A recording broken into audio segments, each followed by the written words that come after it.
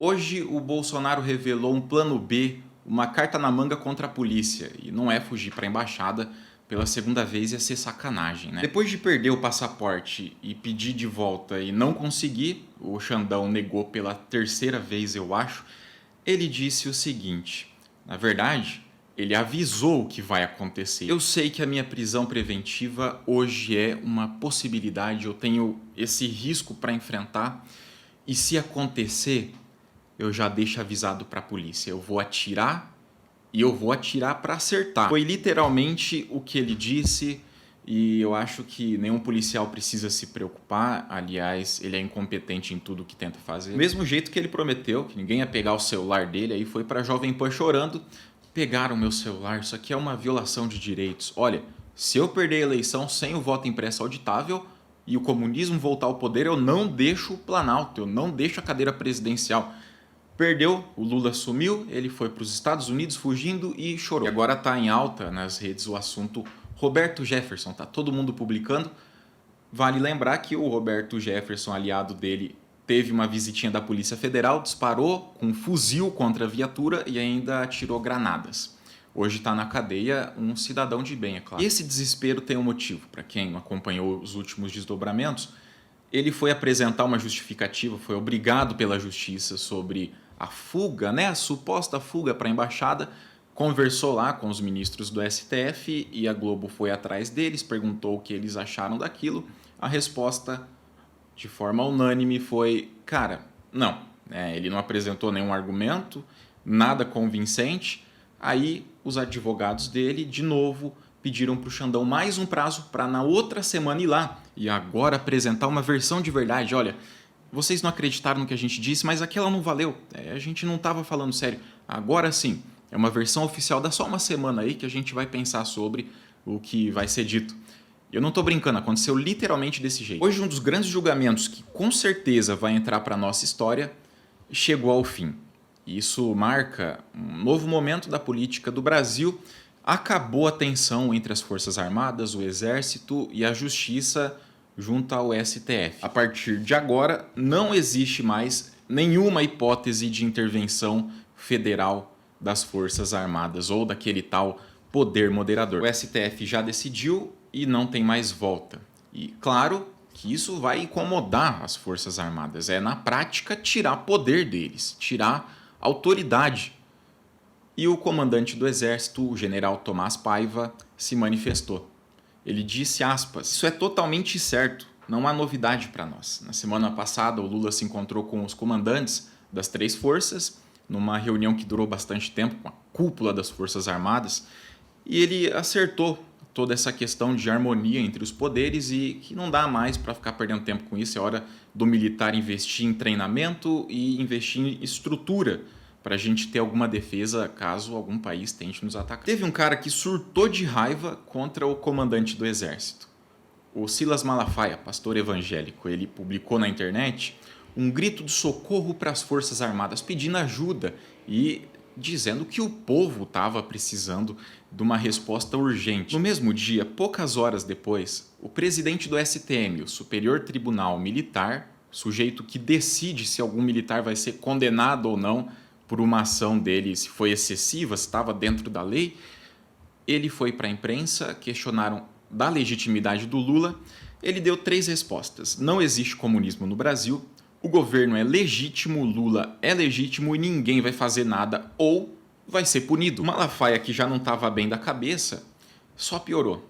Ele endoidou de vez e disse que vai ficar feio ao contrário e que o povo de Deus no Brasil não vai aceitar a prisão do Bolsonaro.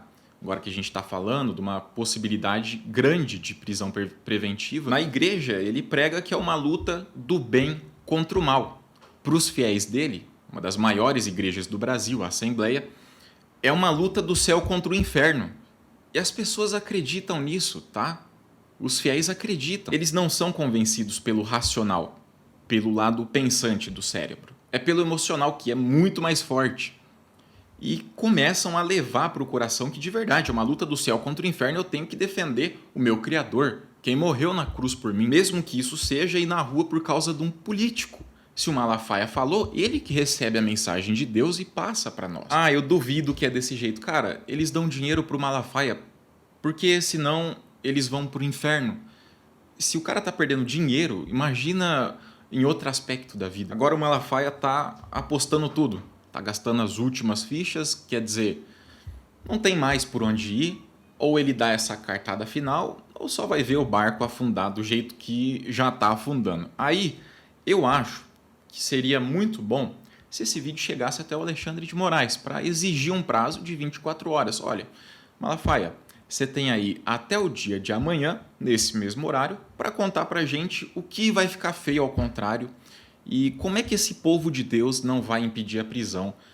Uma prisão decretada pela justiça e aprovada pela polícia. Engraçado que nessa hora, jejum e oração não funciona. Se o Malafaia acredita tanto no que ele fala, era só procurar uma outra igreja, dar o dízimo para o pastor, jejuar que o Bolsonaro não ia ser preso, os pedidos seriam atendidos. Não funciona, né, Malafaia? É só quando alguém vai fazer um pix pro seu bolso. Aí você promete que dá certo. Na hora de seguir o que está falando, fica um pouco mais difícil. Também não estou acusando nada, não tenho provas contra o Malafaia, nenhuma. É só a minha opinião, tá? E um bônus para vocês, pessoal. O mercado atualizou a projeção do PIB. O mercado divulgou um relatório oficial, que é o Boletim Focus, agora atualizando o que estava nas previsões. A economia vai crescer mais que o esperado mais uma vez. Só que tem uma pegadinha nisso aqui, cara. É a 7ª vez só nesse ano que o mercado fala, olha, a gente estava divulgando aí que a economia ia crescer tanto, só que agora vai crescer mais que isso. É a 7ª vez. Só nesse ano. Quando começou o governo, divulgaram, olha, a bolsa vai cair e o dólar vai subir até o fim do ano, com a alta de desemprego também e da inflação descontrolada. Aconteceu tudo ao contrário. O problema é que isso virou manchete. No começo do governo, todo mundo achava que a economia ia despencar por causa dessas previsões dos relatórios oficiais do mercado. E quando sai o resultado oficial, não vira manchete. Aí vira aquela publicação de rodapé, olha, o mercado corrigiu de novo. Tanto é que agora é a 7ª correção só desse ano e está no rodapé. Ninguém sabia. Até o Banco Central, do Roberto Campos Neto, bolsominion, disse que a economia vai crescer de novo, mais que o esperado. Subiram outra vez as previsões. Só que a anterior, falando que ia crescer pouco, é o que fica nas manchetes, o que a mídia divulga. E pouco importa se depois a correção vai estar no rodapé e ninguém vai ver.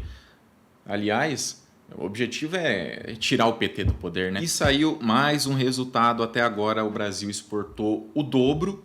Só nesse primeiro ano e 3, 4 meses de Lula, 2 vezes mais que todo o governo Bolsonaro. A gente já vê o impacto direto do novo Plano Safra, que o Lula anunciou um recorde, 2 vezes mais para o agro que o Bolsonaro. O resultado está chegando e o pessoal fala que era o Bolsonaro que fazia de tudo pelo produtor, o homem do campo. É que de um lado, tinha o cara que ficava falando e prometendo, e falando e prometendo. Do outro, tem um trabalho para melhorar o país, e isso inclui melhorar a economia, o mercado interno. Quer dizer, a gente tem falação e tem trabalho de verdade. Dá para provar através de números. Aí se eu mostro um número, desculpa, né? Não tem como discutir.